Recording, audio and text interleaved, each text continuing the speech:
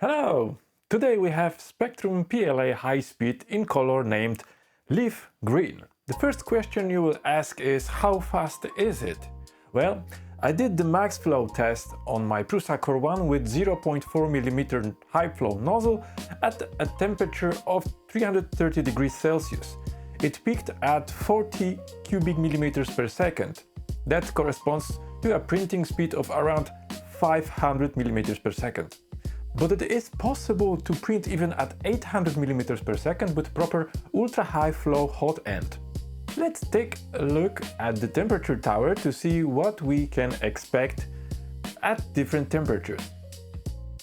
Overall, we can see that the low viscosity can produce a little stringing here and there, but it is very thin and only visible against a light source. This can be fixed with a bit of heat. Across the whole temperature range, the shininess is present the entire time. It is possible to print at 235 degrees Celsius and even at 185 degrees Celsius with success.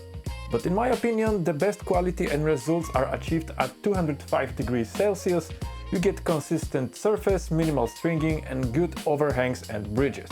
The filament sticks to the build plate very strongly, very well, and there are no issues with layer adhesion. The color is consistent and it has this warm, deep and full of life green shade. I printed this tree last time when I was showing you BISON brown, and now we have the top of the tree, which looks like it's straight out of a video game. It took a few hours, but the infill is only 2% gyroid. The next print was this waste bin for the Bamboo Lab A1 to match the green logo. But as you all know, the A1 is white and grey, so my wife was laughing at me, but she uses the bin now, so who's laughing now? The bin was designed to save material, and stringing was barely visible on the inside corners, and occasionally between the octagon holes, somewhere here. This is normal for high-speed filaments when using default retraction settings. The next is Monstera plant that serves as a cup coaster's holder.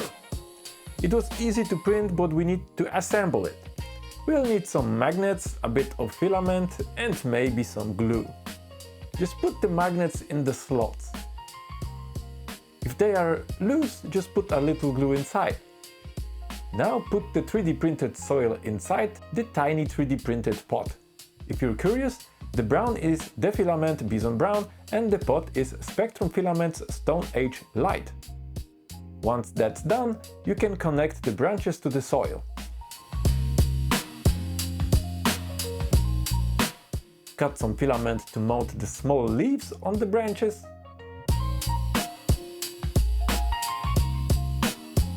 And we are finished. Put the whole plant on your desk, and whenever you need a coaster, just remove one of the leaves.